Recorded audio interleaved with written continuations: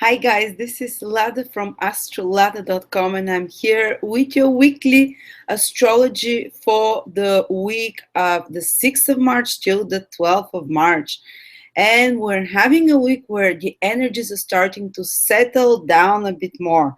I mean, in the last 2-3 weeks, maybe it was quite crazy for many people. Even if things didn't happen on the outside, in tangible events, I believe so many people, and I've been speaking with people on Skype and reading your comments, that because of the solar eclipse that was happening in Pisces, and then because of the grand squares between Mars and Jupiter and Pluto and Uranus, there was a lot of tense energy and at the same time confusing energy with the Pisces eclipse. And like people call it, the last couple of weeks might have been like a post hangover eclipse time, and maybe people would write to me, they'll say it's very strange energy, I feel so wired up. That's from the Mars difficult aspects that's been happening, but at the same time I feel so tired because of the Pisces energy that's around, so strong Aries and Mars energy that bringing changes, bringing a lot of mini crisis psychologically, emotionally, on the outer world as well, in the outer events. And at the same time, the Pisces eclipse, it's kind of foggy, and all this Pisces energy making, I've been sleeping for 11-12 hours a night, and then when I'm awake I'm wired up. But things are starting to calm down from this week, and I think things are still quite fluid around the 9th, 10th of March, because you see, all the planets are still in mutable or cardinal signs. We don't have any planets of the important ones that are in fixed signs, and the fixed signs are the ones that stabilize us, that make things more routine, that make things more predictable, that we're able to maintain the energy and the status quo. But for the last couple of weeks, until around the 9th of March, we continue to have Mars in Aries, Venus in Aries, Jupiter in Libra, Saturn in Sagittarius, and Mercury and the Sun in Pisces, which are, none of those are fixed signs. They're all fluid. The cardinal signs push for change, new changes, while the mutable signs push for dissolutions, endings. So the cardinal signs push for new beginnings, the mutable signs push for endings and completion. So you see, none of the energy is about stabilizing, none of the energy is about maintaining the status quo. So we still have there the need to be flexible and adjustable to around the 9th of March, and then gradually from the 9th of March, Mars is entering a fixed sign, and it's going to be there for a month and a half. It's going to enter Taurus basically, and this is going to start to stabilize the energy around us. But I'm going to talk about how Mars in Taurus in a fixed sign will influence each sign, but I just still want to talk a little bit about the general energy of the week. So things can still flip around till the middle of the week, or even a bit later, can still be a bit unpredictable, a bit fluid, like melting under your feet. The ground is melting under your feet. And it's best to be flexible and go with the flow as much as possible, and initiate changes if need be. And the moon continues to be growing till the end of the week, so it's good for starting new things, new beginnings. Go on with those things. The universe supports you till the end of the week. And the end of the week culminates with a full moon, and I'm going to speak about how this full moon will impact each of the 12 signs as well, because full moon is about, it's an auspicious astrological event according to ancient astrology. Vedic astrology very much believes that full moon gives us the results of our actions, and tends to give us culminations and something material, something tangible that we see. So we're going to speak about this full moon and about Taurus, Mars in Taurus. But let me carry on a little bit with the energies of the week before that. And let's see, most of the planets, guys, if you look in the sky, you see that most of the planets are like that, arranged in one part of the sky. And it's like they're arranged like a half moon, basically. They're here different planets around, and then the other half of the sky is empty. There are no planets there. There's no Pluto, Uranus, there's no Saturn, Mars. They're all arranged in a half circle, and they've been for a bit like that. And in astrology, we know this figure as something that is called like a half moon energy, which means that the person needs to be receptive, because it's like the shape of a half moon. All the planets are arranged. If you see Venus, Mercury, Mars, they're arranged like that. And this half moon shape means that be receptive, people. Be open to what the universe, just like the moon reflects the light of the sun, this same shape when planets are arranged like that says like, be open to the influences that are coming to you from outside, and respond to them with your intuition, with your feelings. And it doesn't mean just sit and do totally, absolutely nothing, but you'd have more success if you come from this more lunar consciousness this week, and rather than the solar consciousness of action and drive. And so yeah, the universe will give you some options, will give you some intuitive ideas, and you just have to be like yes or no, see how you react emotionally. And the only planet that is actually not part of all this half moon energy here is the moon itself, which will be moving across opposite those planets for this week. Sorry, I kind of drew a really ugly moon here. Well, I'll say here.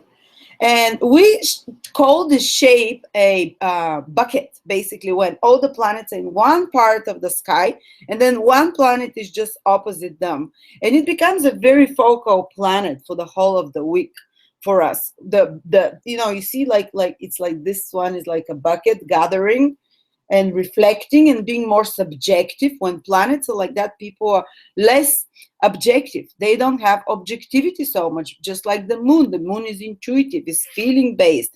You can get a feeling and you don't understand why you have this feeling, but you're like, it feels right, and trust those feelings now, because there isn't much objectivity around, but there is this subjectivity of the shape of the half moon. And the moon is the handle of this bucket. You see how it's going to be all of the week like that, opposite all these planets, which means that the energies of the moon becomes the planet that can help us, basically, through which we can manifest the energies of the other planets. So again, in a very lunar way, which means we have to follow our feelings. We have to watch what our gut reactions are. The moon does not work with logical thinking in any way. The moon does not work with any kind of sitting down, writing a list, and seeing and making a informed based decision on that list, according to plus and minuses and what is good and what is not good. The moon works on like, it's visceral. You feel it in your guts, you feel it in your stomach. The moon rules the second brain, by the way. The second brain is our stomach. Actually, it used to be the first brain. Before we could rationally think with our logical brain, the moon was and still is, for people that are more intuitive, is our, how do I say, it's what dictates the decisions in our life. We feel them with the stomach there, with the physical body. So it's kind of trust more your physical body, your feelings, and they'll be your compass. Observe your feelings this week, and they will direct you how to channel the energy of all the other planets in a more productive way, with the focus of the moon. Be receptive to what's happening, and then allow your body, your gut feeling to react, your emotional side. But don't allow the emotional side. Like, that's the other extreme that can happen. Reacting out of pure emotion, reacting out of pure, the spur of the moment excitability. Because the moon becomes so strong when it's part, like this part of this configuration, like the handle of the bundle that we see here, that we can, the other extreme that we can go towards is just totally reacting out of instinctual and irrational side. But that's also the way to go. So just a second, let me remove this. So yeah, this is the strategy to act on. Remember that you'll be probably still a bit more emotional, more sensitive, but those emotions are your compass. They're your inner clock right now. And as we said, everything is still fluid. Everything is moving towards dissolution and endings or new beginnings because of all those planets in mutable and cardinal signs. And the way to orient yourself is to listen to the reactions of your body, of the listens to your intuition. Maybe some moon figure can help you as well, can help you be a bit more objective, you see, because the shape of half moon, the only thing that is objective, that is like a mirror reflecting the other planet, is the planet that is the handle of the bucket. And in this case is the moon. So maybe some female, your mother, your family can be the anchor that gives you objectivity, some important female figure that you can confide in, or someone that you have emotional connection with, or some kind of a emotional grounding, or something to do with the moon rules, liquids, water, being by the nature, by the sea. This can help you take certain decisions. This can help you integrate certain understandings within yourself and take the right decisions this week. And another thing that is so important, like the whole week and the next few weeks after that, is Venus is retrograde, guys. It became retrograde on the 5th of March. Yesterday, today is the 4th. Yesterday, 3rd, 4th of March. And it's going to be like that till around the middle of April. And this is probably the most powerful influence, that because when a planet is retrograde, it's much closer to the Earth than when it's direct. So it's the needs of that planet become imperative. If that's the Earth and that's the Sun, when Venus goes retrograde, it becomes exactly between the Earth and the Sun. So it's so much closer to the Earth. Its rays come exactly on the Earth, and it happens very rarely, once every 19 months only. So the next 5 weeks is all about Venus retrograde. Maybe I'll be repeating myself over and over, talking about it, reminding you what it means. I've made many videos about Venus retrograde. Check out, I'll give you a link here for Venus retrograde. I'm going in depth. I don't want to take too much of your time, so I'm not going to speak about how exactly too much about Venus retrograde.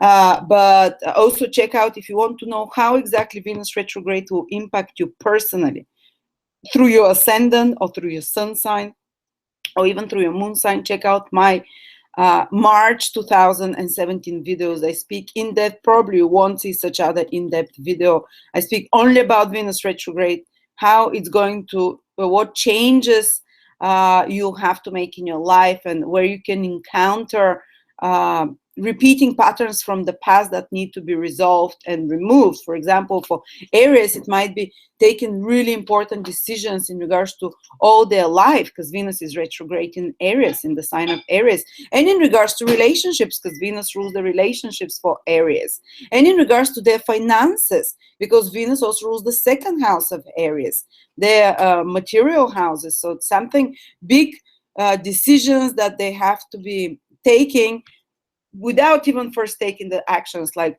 reevaluating, thinking over that, what to do with their finances, what reevaluating their relationships, reevaluating the whole direction of their life, preparing for something. Retrograde planets is about preparing, researching about something, investigating, and then when it starts moving direct, you start taking action in regards to those decisions. But you know, guys, all the important life decisions happen when planets somehow, the ones that really pressure us, that there is no way anymore that a change has to happen, usually happen when planets go retrograde. And important planets like Venus and Mars or Mercury, which go retrograde more rarely than Pluto, than Saturn and Jupiter, the personal planets with which we make decisions, which is Mars, Venus, and Mercury. And when they go retrograde, this is when tangible events happen, tangible changes in our life happen. We might have been thinking about those things for years before that, but until Venus or Mercury or Mars goes retrograde, it's just the reality around us does not maybe push us or necessitate this, because only the visible planets, when they go retrograde, they can create events in our life, tangible, real events. The invisible planets like Neptune, Pluto, Uranus, they change our inner world, our feelings, our emotions, but not the outer reality. So with this Venus retrograde, that's going to be so close to Earth for the next few weeks. And we just, the issues of Venus become imperative in our life. They have to be rethought, they have to be restructured, redesigned. So it can be something very simple, like, for example, yesterday, the moment Venus turned retrograde, I started dreaming about past relationships in my sleep.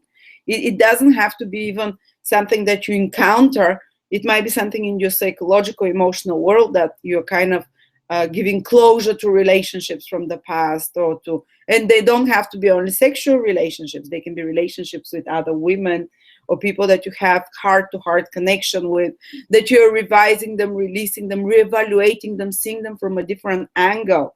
Because Venus is just, it's like it's sitting on top of the earth and watching us so closely and radiating us with its Venusian energy, and says you have to sort out and resolve issues of relationships in your life. You have to sort out and resolve issues of connected to anything Venusian, relationships with women, matters of the heart, something to do with art and creativity and design. Another thing that can happen for many of you is that some kind of an amusement or pleasure, which is what Venus rules, that you haven't indulged in a long time from the past, or creative hobby, something that you consider entertaining and relaxing, which is what Venus rules, can come back to your life. It doesn't have to be drama. It doesn't have to be divorces. You know, Venus retrograde can just say something from the past that is soothing, coming back for you to dust it off and to integrate it again into your life.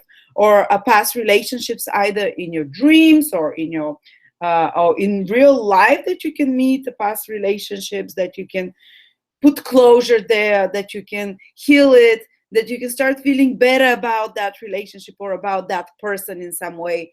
It can be very pleasurable because Venus is so intensified, and Venus is one of the benefics. So when Venus is so close to the Earth, such Venusian, even though it's retrograde, such intense experiences of emotional connection and emotional heart-to-heart connection can intensify. To be honest, when astrologers say that when Venus is retrograde, you don't feel much, everything is bad in relationships, I have not seen that. If anything, I've seen intensification of the heart chakra through which we connect with Venus.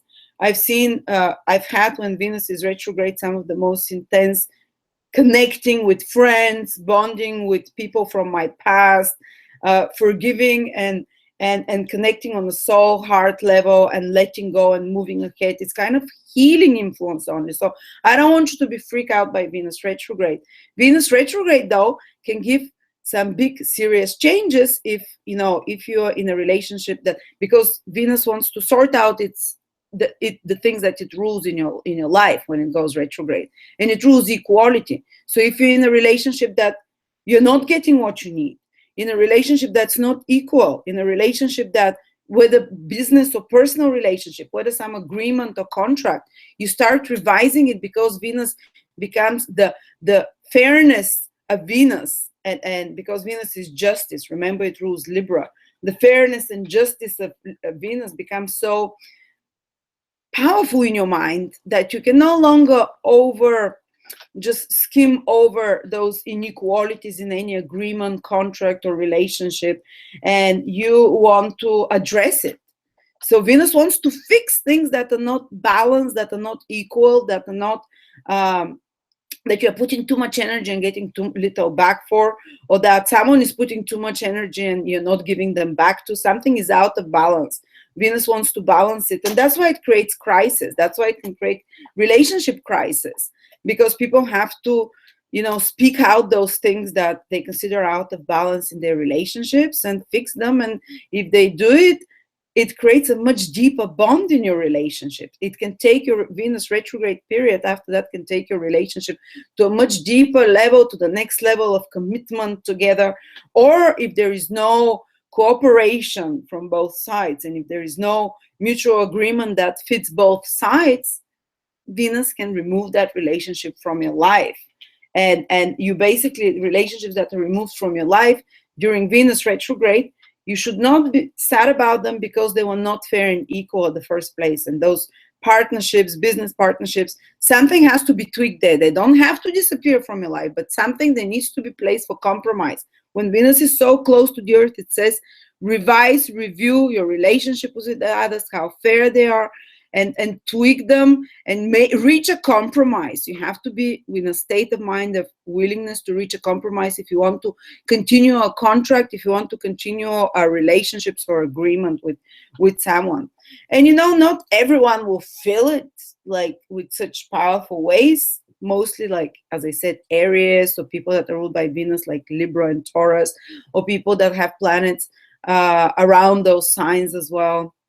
But anyway, I speak about personally how Venus is going to read. And another way it can do is like bring some creative project from the past that you work on aesthetically, that you redo. For example, you can go and redo something in your home to make it more aesthetically pleasing, to make it more attractive, something in regards to your physical appearance that didn't work. Say maybe you cut your hair a few months ago and you don't like it, and Venus goes retrograde, you can redo it, you can bring out an old look, you can, but it's good not to go totally extreme and totally change your look, because after that, when Venus changes again to be direct, what can happen is that you might look at yourself and say, that's a bit extreme, but otherwise, don't be fearful of other actions. People are asking me, what do we do when Venus is retrograde? Should we not talk to anyone? Should we not start any creative activities, and no relationships,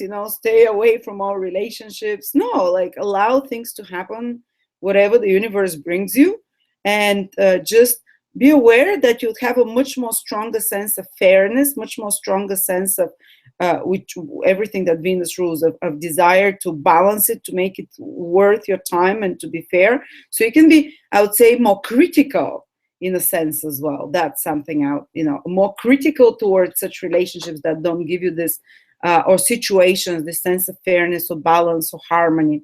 Or you can be more critical towards projects of art, of beauty, anything that is Venus related, or luxuries or pleasures of some sort. So you can, remove the things that are no longer necessary from there and improve them. So that's about Venus retrograde, keep in mind. And I'll be blogging constantly on Facebook, like if anything interesting happens, and you can come and share on my Astrolada Facebook what is happening to you. How is your Venus retrograde treating you? What events are happening, so people can come like in a community and see what to expect during Venus retrograde, and see what their own experiences are, and how to understand this period, which is so important, which is when life decisions are being taken on many different levels. But again, I recommend until the middle of April not to totally start acting on them unless it is life decisions which you've already been thinking about and talking about, and Venus goes retrograde, and you're just now things that come to you from the past, you can do them. Okay, so let's look at the week day by day to see what's happening. We spoke about the general energy of the week. Remember, Venus is retrograde. Keep that energy in mind. The planets are more receptive in the shape of a bundle, as we talked, as I showed you. And then the first important transit that happens is that the Sun conjuncts Mercury in the sky. It's happening in Pisces, and its influence, it's on the 7th of March, but it's felt a day or two before, and the day after that usually. So around this middle week, around the 7th of March, 7th of March, Sun and Mercury are together in the sky. They're very close together. You're not going to be able to see this because you can't see any planet conjunct the Sun. It burns it. But this is a great day for basically any kind of activities that are about quick thinking, that are about negotiations, communications of some sort, because Mercury rules business and the Sun rules action and activity. So business activities of any sort, you might find yourself in the week that become more intense, more important. Ability to also to communicate, to influence important people. Important people is the Sun and Mercury's communications.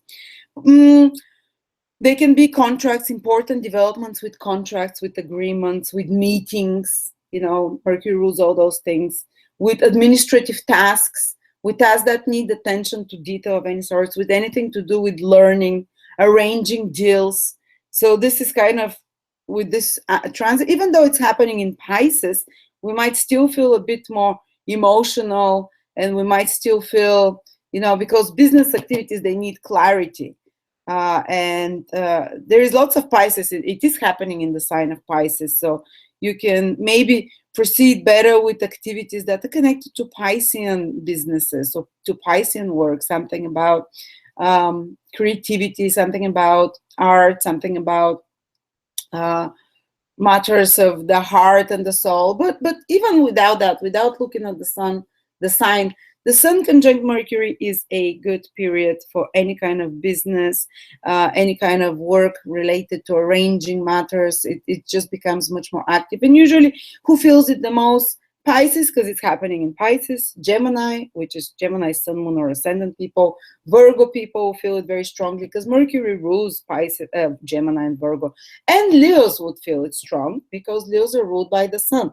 So Leos might have more meetings, more communications, getting in touch with people, information flow more, arranging meetings and stuff like that. While Gemini and Virgo can feel more the solar energy on them, which means like having a lot more meeting with important male figures, becoming more initiative in some way. They might feel more frustrated, the Gemini and Virgos, because Mercury, when it's conjunct the sun, is combust. So there is a bit more frustration. There is a bit more agitation that pushes you into, you might feel overpowered by some authority figure. If you have strong Gemini or Virgo, for example, because the sun is authority figure that combusts or kind of makes Mercury invisible, but you can communicate with such an authority figure, do it through communication. And some important things can be happening for Gemini and Virgo connected to their career, because the sun rules career, the initiative and actions we take to fulfill our goals, creative potential, the sun. Okay, so, but for everyone, time for communications, for contracts, agreements, meetings, just be aware that there might be something that stays under the surface and a little bit unclear, because it's happening in Pisces, because it might be, you might be more easily influenced in your opinions, more easily emotionally swayed in some way. Then on the 8th of March, and you can feel it the day before that and the day after that, we have Mercury sextile, and sometimes write them with the letters. Sextile, it's a 60-degree, it's a gentle aspect with Pluto. And that's, very gentle, very nothing specific.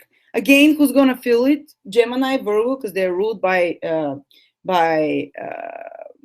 Mercury. They'll feel it most strongly. But also Pisces will feel it because it's happening in Pisces. And Capricorns will feel it because Pluto is in Capricorn as well. And Scorpios, because Pluto is connected to Scorpio, they'll feel it more. But for everyone, generally, this configuration indicates deeper communications, maybe finding out some truth, finding out something that was hidden from you, a piece of missing information, for example. It's not going to turn your life around. It's gentle, one-day influence, 8th of March, 7th, 9th of March, you can get some mental clarity into secrets, because Pluto rules the secrets, the things connected to, something that's been hidden from you, and that you get some understanding about it, something, clarity about hidden, forbidden. Or you can get more psychological. You can get some psychological insights into the depth of the soul of others. You can understand better your own motivations and others people's motivations, and you can impact others psychologically in a subtle way without disrupting them. And others can do the same to you without. You can impact them psychologically in a positive direction, not some horrible direction. And it's good if you have to do some research, some investigation, because Pluto likes to dig deep and Mercury is information. It's good for business activities and negotiation, especially regarding something to do with mutual resources, other people's resources, because Pluto rules mutual resources, Mercury rules negotiations, Good for traveling as well. Gentle influence, I don't see problem. Reading other people's thoughts, strong intuition again. Seeing beneath the surface. And this continues on the 9th of March as well, because the Sun on the 9th of March will also make the same aspect with Pluto, because the Sun and Mercury are very close to each other, guys. And now this means that also uh, people that, again, Pisces, Scorpio, Capricorns, Leos as well, can feel this influence strongly. But just for everyone, so for 2-3 days, I would say from the 7th to around the 9th, 10th of March, you're under the influence of those two planets making harmonious aspects with Pluto, which is again, the Pluto Sun gentle aspect can give you power to influence people more gently, not in a way that will upset them. Tapping into inner resources, ability to understand power dynamics and to work with power dynamics.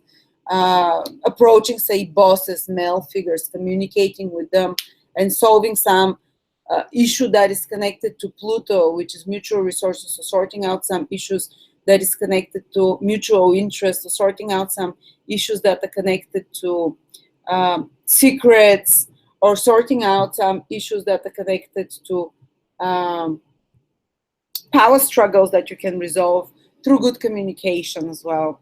And you can receive support from male figures as well.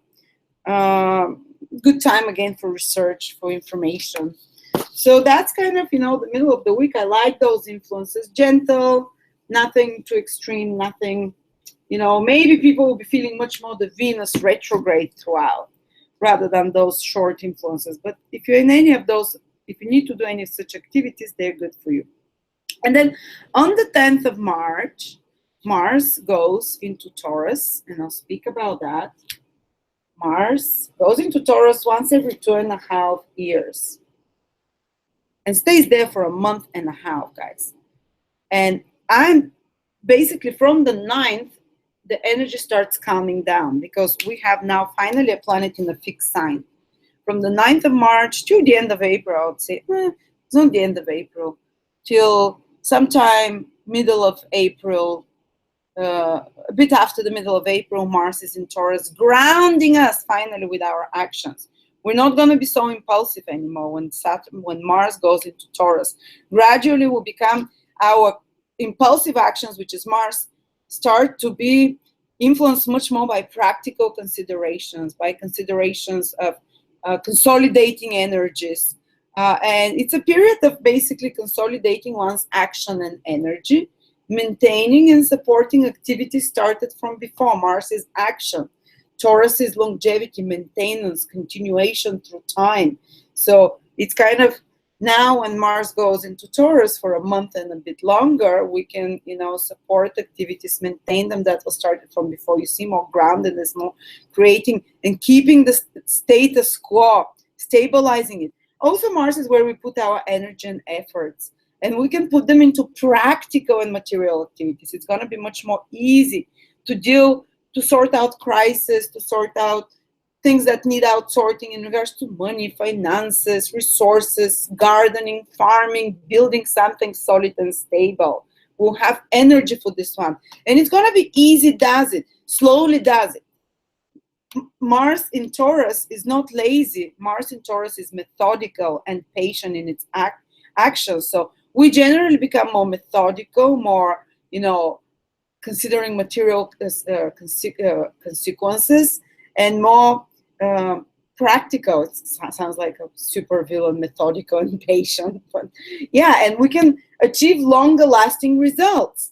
Mars in Aries is about the push to make us do something new, while Mars in Taurus is to create, to consolidate this thing. And we can become a little bit less decisive, a little bit less initiative, and less risk prone and less daring.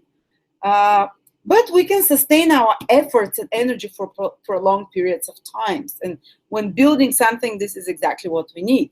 Well, Taurus people, though, will get energized by that because Mars goes into their sign. So they will become more initiative, more daring. But how will it impact each person? Well, very quickly.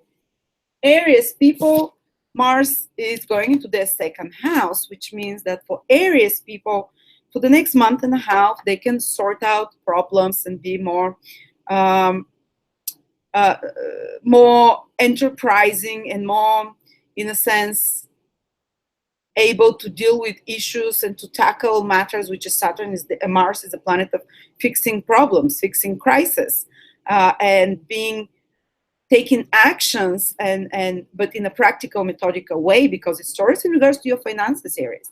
You can do things in regards to your resources, basically, and finances, and in regards to family matters as well. Second house for Aries rules family, fixing something, doing something, more practical there, and try not to spend too much money. But Taurus is, Mars in the second house can be impulsive when it comes to money, but you might need to spend on something. Then for Gemini, Taurus, no, sorry, for Taurus, it's in their first house. So it's gonna, for Taurus in particular, whether it's your sun, moon, or ascendant, Mars in Taurus will energize you more. But again, will energize you towards practical things, practical matters, because this is your sign, Taurus. To arrange in practical matters, it can make you more daring. You're the only sign that can feel a bit more daring and can make you more willing to take on challenges, less fearful, more courageous, and willing to tackle on difficult problems. And it can create some stresses to you, like making you a bit more stressed and wired up, but that's Mars just increases the energy.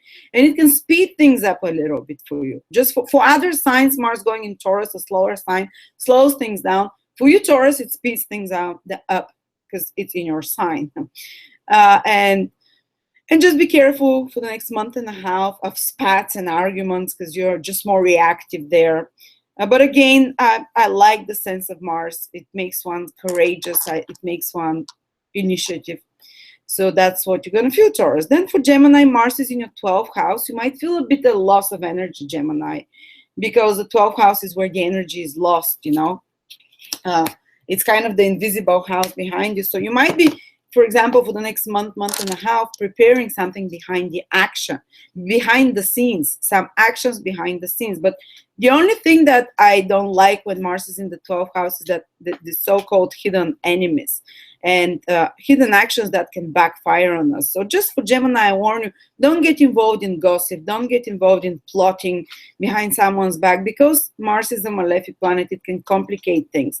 And there might be some backbiting a little bit, something behind your back that you're not aware of.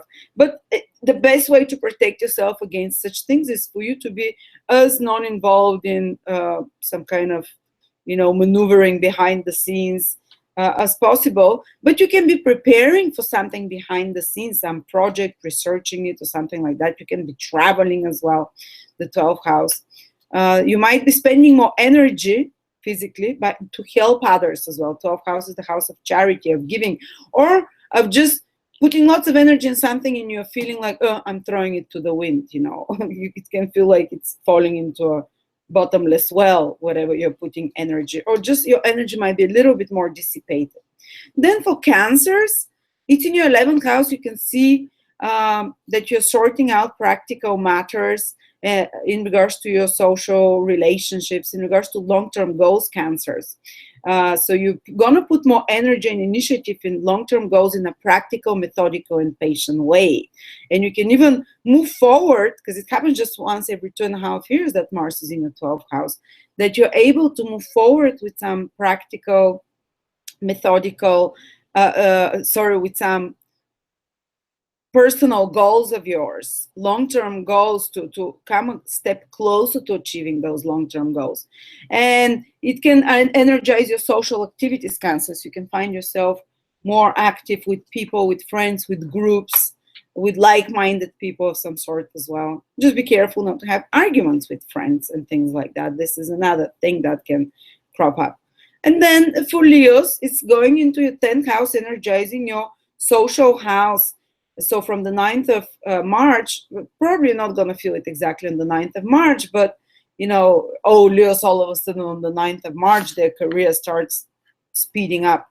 It's throughout the next month and a half, if you have something in Leo, like I have Moon in Leo, for example, this will energize your initiative in regards to your career, in regards to your social status. Sometimes it can mean attracting bosses that are more demanding, authority figures that are more tough, that are more stressful, that give you deadlines, that rush you somehow.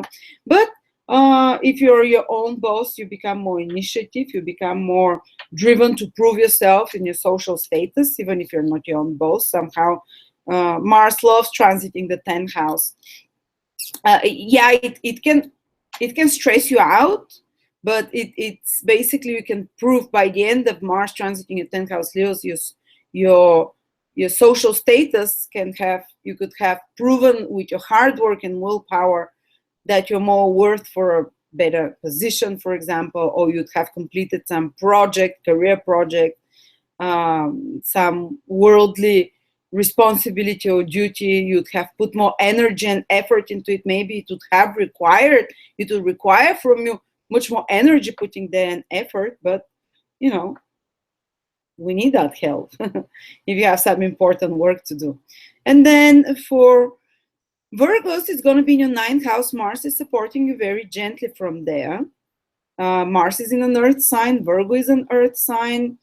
Actually, Mars in Taurus chimes really well with Virgos and with the earth signs overall, and with Capricorn. But with Virgos, you know, in the 9th house, it's kind of, there comes more ease in your actions. Whatever you try to start doing, maybe not the whole month and a half, but definitely for a window in that period, it will come with more ease. You don't have to break walls with your head. It's kind of, doors will open more easily. Things will start happening faster, in a more gentle, not stressful way faster, but in a more gentle, energizing way. You can put more action into arranging matters to do with people that are far away from you, foreigners, foreign travel, anything to do with people that live in different towns or cities from you. You can be more active in dealings with people that have a different social status with you, which is the 9th house. You can be more active in pursuing education. And also there might be increase of your, you know, fighting for belief systems and becoming strongly opinionated about something you believe in and trying to prove it to others. That's another way it can play out. Then we have Libra. Mars goes into your 8th house, guys, and it can help you sort out issues and start initiatives in regards to, in a practical, methodical, and patient way. Don't forget, that's Taurus. That sort out finances that you have, like with banks, loans, resources that you share with other people, say. But also be careful, because it can indicate spending more, just like for the Aries people, Mars is in the 2nd house. For Libra people, it's in the 8th house, not the financial house, which can indicate the need to spend a bit more, maybe in regards to not fully connected to you as well, maybe in regards to someone else as well. It can also energize you to be to make some changes and to fix some issues in regards to mutual resources, in regards to matters of finances with another person, business or personal relationships. And it can increase the libido as well, because 8th house is connected to that. And then for Scorpio people, Mars will be in your 7th house, which means that you become more, basically the action is in your life for the next month and a half will be connected somehow to other people. Other people can be the initiators, approaching you with offers, initiating changes in your life of some sort. They might be also the aggressors in some in some extreme cases, that they're pushing your buttons, that they're provoking you, that they're challenging you in some way, but they're doing it so they can activate you. They're just kind of, it's your horoscope that's activated. It's not that other people's are assholes, basically, Scorpios. What will happen is that the universe sends you reactions from other people so it can activate you to take some action yourself. So it can be a good time for Scorpios to do some project together with other person if they have to put more energy together But at the same time, it can make you much more competitive. It can make you much more, the environment around you and the people around you can be more masculine. There will be more men and dealings with men and dealings with masculine energy or dealings with competitive environment. But it can be very good if you're a business person, because you become more aggressive in dealing, in brokering, in negotiating, in approaching others as well, and trying to get something out of them or trying to make them to do something as well. Okay, and it can create some tension in your relationship, but again, it can be turned into creative tension, into action, to change something in your life. And then for Sagittarius, Mars will be in your 6th house. Mars loves transiting the 6th house because it helps you deal with practical issues and matters. 6th house is like daily duties, responsibility, having to fix something, having to say go to the dentist, having to fix the sink at home, having to do some repairs at home, having to clean up your office, put order there. Those practical daily routines, responsibilities that we tend to find annoying, especially Sagittarius can find them quite annoying, because Sagittarius, free spirited soul, don't get me bogged down in details and don't get me bogged down in such everyday mundane boring things. But we need to do those, and Mars now in the 6th house in Taurus can help you exactly for that. Can help you exactly to roll up your sleeves and get down to the dirty work and get it done over the next month and a half, guys. Sort out something with your health, sort out something, fix something around. It can also give some sudden inflammable conditions in health, because 6th house rules the health. So Sagittarius, watch out in case something hurts for you, in case something comes like inflammation in your body, because it's a sign that you need to change something in your daily routines, and you need to take action to change it with your own personal willpower, which is Mars. So if you have like a toothache, or if you have like a backache, or whatever it is that comes suddenly, or sore throat, it's a sign that you've been either overburdening yourself, or that you're doing something, your daily routines, and you have power over those things. It's not something that it's genetic, or you have cancer, you'll die and you can't change it. It's something that you're doing wrong, Sagittarius, that is not with your diet, with your exercise routines, with having enough clean air, fresh air, whatever, something with pollution in environment, whatever, or that is telling you you have to fix something. That's why the health problem is coming. And sometimes what happens is also that enmity increases a bit more when Mars is in the 6th house, but we tend to be the one who have the upper hand. So Sagittarius, if you're having some spat and enmity with another person, the 6th house rules court cases and enemies, and Mars can energize those, but it kind of gives you the upper hand to beat such people. Not beat, but win over them. And then we have Capricorn. As I said, Capricorn's Mars is going to help you because it's in another earth sign. It's in Taurus. So it's helping you by increasing your enthusiasm, your joie de vivre. Capricorns, you start feeling more energized in a positive, not frictional way. You start feeling more enthusiastic. You start feeling more excitement to initiate more enjoyments in life, because Mars is in your 5th house, of the house of connecting with your inner child, having fun, letting your hair down, creating, having creative activities, amusements, romance, dating, partying as well. So this will, of course, not going to be a month and a half of partying. You can feel it maybe for 5-6 days during that period when Mars is exactly aligning with your sun or moon or ascendant in a trine.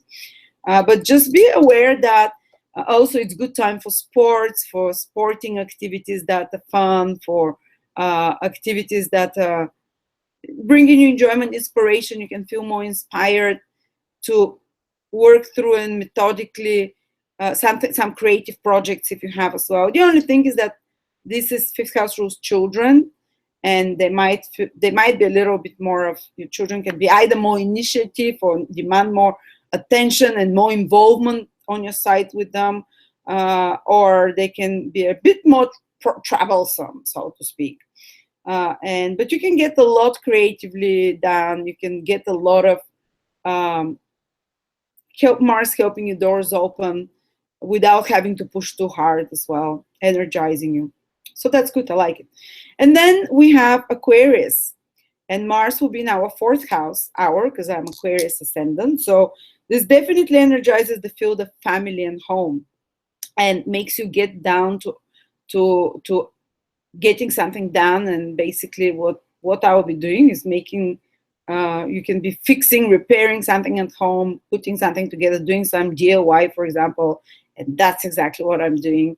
And you can be, being some solving and practically managing and patiently working with perseverance, putting your physical energies around the home or around, connected to matters of your personal life and family life.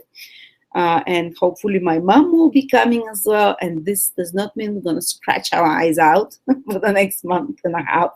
Because Mars, the only problem when it's in the 4th house is that it can create more tension between you and family members, because a family member can become more demanding or more assertive. But on the positive level, it can be that the family member is much more involved physically, actively with you, helping you do something, some project together. So hopefully this is how it's going to work. And so fixing, repairing things at home as well. Okay, and you just feel, we might feel a little bit more emotionally agitated when Mars is in the 4th house, because Mars rules emotions for us as Aquarius. And then we have Pisces. Mars is in your 3rd house, perfect house for Mars. Initiative and methodical approach and consistency in learning new skills.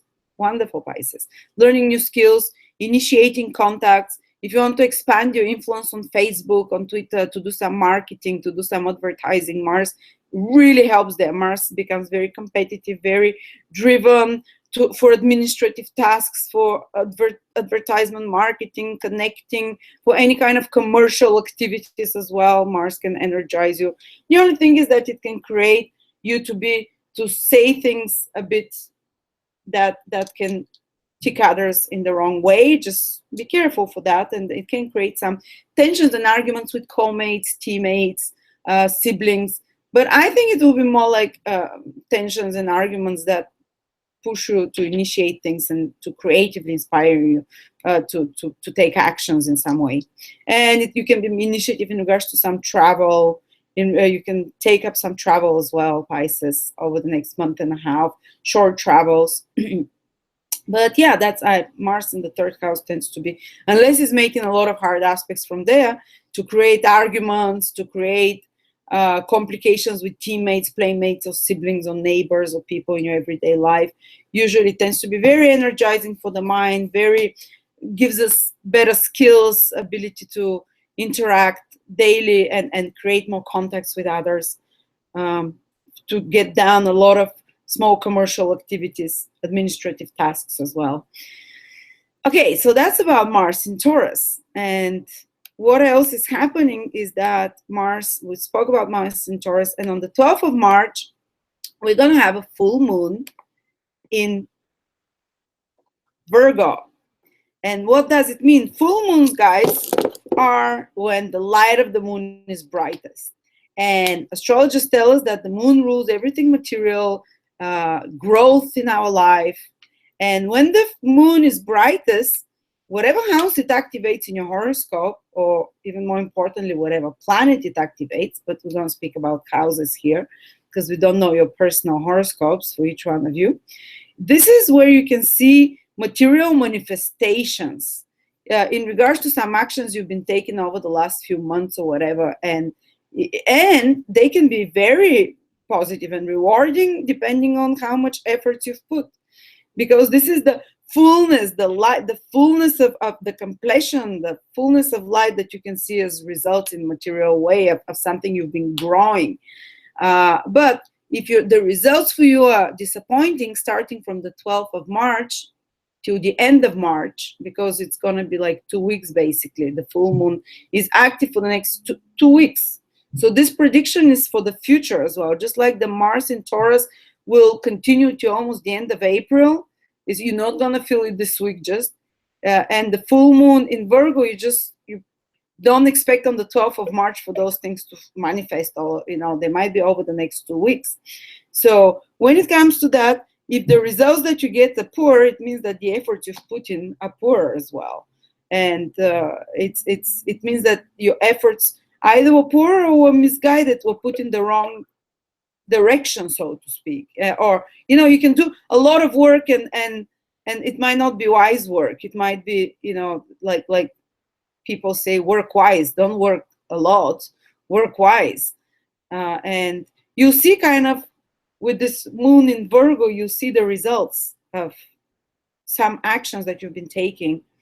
And if you need to correct something or change it over the next 2 weeks, and to eliminate something, if the results are not satisfactory, so you receive some kind of an illumination, some kind of an understanding on a deep level, like aha moment of this full moon in Virgo. It will be like, aha, okay, this is what I've been doing wrong. This is what I have to eliminate while the moon is growing smaller over the next 2 weeks. Well, you're not going to think like that, but you say, oh, this is not working, so I have to change something. Or, wow, look at the results I'm getting. This is perfect. I should continue in that direction. So for Aries, that's going to be their 6th house. You receive some illumination, some understanding, intuitive understanding.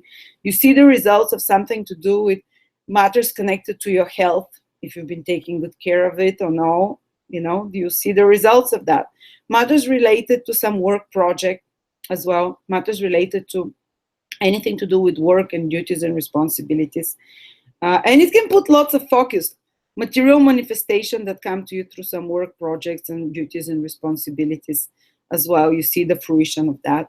If you're Taurus, in regards to your love life, in regards to illumination and aha moment and understanding and seeing the results of something to do with your love life, something to do with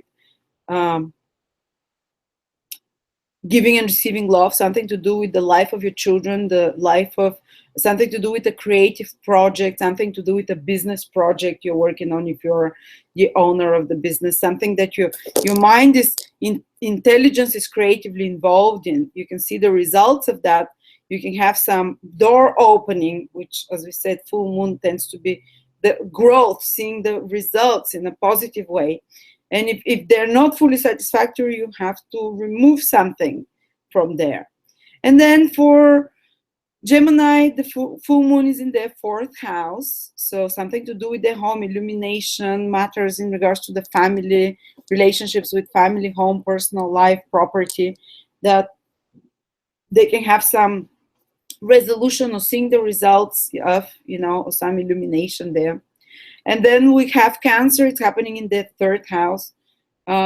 Some important communication can happen towards the end of the week, over the next 2 weeks, that you gain clarity about, that you gain intuitively understanding. Some kind of commercial transaction, you can finally see the results of it. Some kind of administrative work, some kind of communication information that you receive that can complete the picture for you in some way. Some kind of a travel that can manifest for you as well, or working on some commercial project that you start seeing fitting together in some way. And then for Leos, it's happening in your 2nd house, so you might have an aha moment of something, or seeing the results materially in regards to something you've been working towards. So material, financial stability in some way, resources, anything which is your support system, that you can have manifestations over the next 2 weeks from the 12th onwards. And you see the results of your actions there. And hopefully it will bring some proper material, gaining some object, something of beauty, something of value to you as well. Then for Virgo, it's very important, because the full moon happens in the sign of Virgo. The spotlight is on you, like the moon shines like a big projector on you, Virgos, and it's making you be at the spotlight. So next week and the next 2 weeks, even, Virgos can shine in some way, can be able to manifest something and to see the results of their actions, almost like reevaluate the efforts they've been putting in the last 6 months since their birthday, if it's your sun in Virgo, or if it's your ascendant or moon, basically the previous few months, to see it's like a stop, it's like a midway stop that you're thinking, okay, I've been doing these new things, and how well are they working in my life? And If you have new plans to make, you can make them now as well. I always, when there is the full moon in the sign opposite my sun, basically when there's the full moon in Aries, which is always in October, this is when I get renewed with new ideas, to be honest, and I see the best results of my work. So basically for Virgos, it can be, this is when you can see the best results of many actions that you've taken over the last few months. And if they're dissatisfactory, well, something has to be tweaked and the plan change and starting on some other plan for the next 6 months. Then we have Libra. Libra, for you, it's happening in the 12th house. Intuitive understanding. 12th house is, it's more like realizations of what you have to leave behind. Realizations and aha moments, and being able to disconnect, to remove the past somehow over the next 2 weeks. And the 12th house is also something from the past that can give you something you've forgotten about the past that can come back to you now and give you some results, that you can see some results from it. Because the 12th house is the past, is things that are ending their cycle. And now the moon illuminates it there. Usually it indicates much more stronger intuition, much more focus on your inner world, emotions, feelings, that can give you, like, your dream life can become super intense for a couple of weeks as well. But something also from the past can appear, Libras, to give its results. And then we have Scorpio. Full moon in your 11th house illuminates matters of friendships, of groups of people, long-term goals. You can have like an aha moment. Okay, it's my long-term goal to have this diploma or this degree, to be accepted to this society, or to receive this honor or title, or to enter into this school, and to enter into this organization. It's a long-term goal, dream. You can have an aha moment and an ability to kind of come closer to one of those things, and to see the results of have you been doing it, and rewards and gains as well. It can be a gainful position. The full moon in the 11th house can bring some rewards and gains of some sort, which are equal to the efforts you've put. And then we have Sagittarius. It's happening in your 10th house, Sagittarius, full moon in the 10th house. You can see the results of your career actions, in the results of the status, maybe some important authority or institution figure, or authority figure, or father figure can be very present and can do something important for you, can manifest in some way. But also you can manifest in regards to your career when there is a full moon in the 10th house, and see the results of such actions for the next 2 weeks after that. And then we have Capricorn, full moon in the 9th house. Nothing specific, to be honest. Full moon in the 9th house can give you, illuminate the path for the future for you, like give you some future inspirations. It's like on the intuitive level, you're like, I see the path clearly now.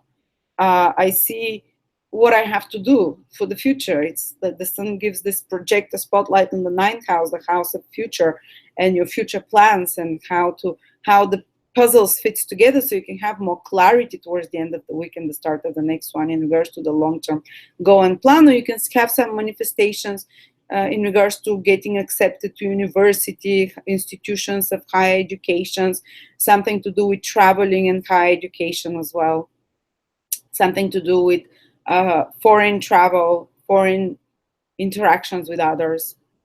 And then we have Aquarius. It's in our 8th house. You can see the results of having cooperated with others, financial results, or some kind of a benefits in regards to that. And if they're not satisfactory, well, you have to change your strategy there.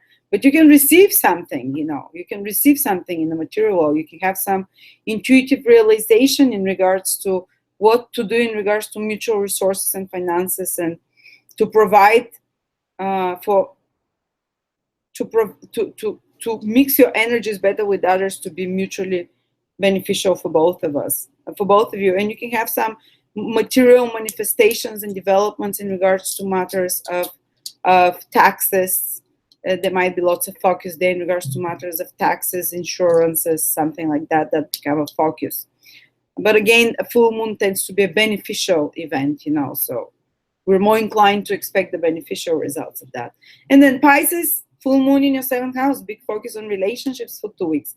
From the end of this week, you can see like the fullness or manifestation or illumination of some matter in regards to relationship, business, or personal, in regards to some contract or promise that can give you results for many, that can show you the direction of that relationship or that agreement for the future as well. Intuitive realization, some material manifestations through partners and through others. And again, with the set, it's a positive, tends to be a positive, the full moon. So you can have some positive development in regards to relationships that happens, or business deals or contracts and agreements. Okay. I don't think I can talk anymore, guys. Well, yeah. I think we passed the whole week. So we spoke about not only the week, but for a month ahead as well. And the most important thing to remember this week, guys, is the energy is still fluid. After the 9th of March, it starts to become more stable with Mars in Taurus. Intuition, follow feelings and intuitions. The moon is your guiding light, and it culminates with the full moon at the end of the week. So you get some powerful illumination, like the heart center is guiding you, because the moon also is connected to this intuitive factor. The moon rules this center here, but you can feel it also in your stomach, because the moon naturally rules the body and the body reactions. So this will be your compass and guide for the week. And yeah, guys, if you want to learn astrology with me, check out my courses at astrolada.com. I'm taking a break for a month or a couple of months from making courses, but Magic Mike is making an amazing course. We have almost 200 people subscribe for him, astrology houses, and we have like 20 courses on astrology, from beginners to more advanced. And in about 2 months' time, guys, I'm starting a weekly astrology course. And those of you who subscribed with me earlier, we're going to start with each week. We're going to talk for each sign, 12 weeks. We're going to go, in depth, starting from May, most likely. Aries, Taurus, Gemini. And it's not going to be general talking. It's going to be amazing stuff that you haven't read anywhere. Like, for example, do you know that Aries people, if it's their ascendant or sun, they are prone to have benefits in some way, and to mix their finances much more with partners than other signs. And we're going to go to the bottom of it, and why Aries is so initiative. It's, why it's different things than you think. For example, Aries can mix there and can benefit through others financially, because the Lord of the 7th house and the 2nd house is the same planet. So we're going to look at all those so interesting Venus rules, both the 2nd house and 7th house of partnerships and resources. And we're going to see the karmic, the moment you're born with one ascendant sign, this determines 50% of many things that are to happen in your life. So it's just enough to know someone's ascendant to know so many things that are most likely to happen in their life, in their fate. It's like a matrix. The ascendant that you incarnate with, or the sun sign that you incarnate with, gives you some very common themes, and we're going to look at them. And I'm just telling you what's to come in the future, so you get excited. And in May it's going to come. And those of you who subscribe for the whole course, it will be half price. Those of you who just want to tune in for, say, the sign of Gemini or the sign of Virgo, it will be pay off on one-time basis. So this is a brief insight into what's to happen into the future astrologically, what we're going to teach. And we're starting from the bare foundations, and you're going to learn things that it's nowhere there.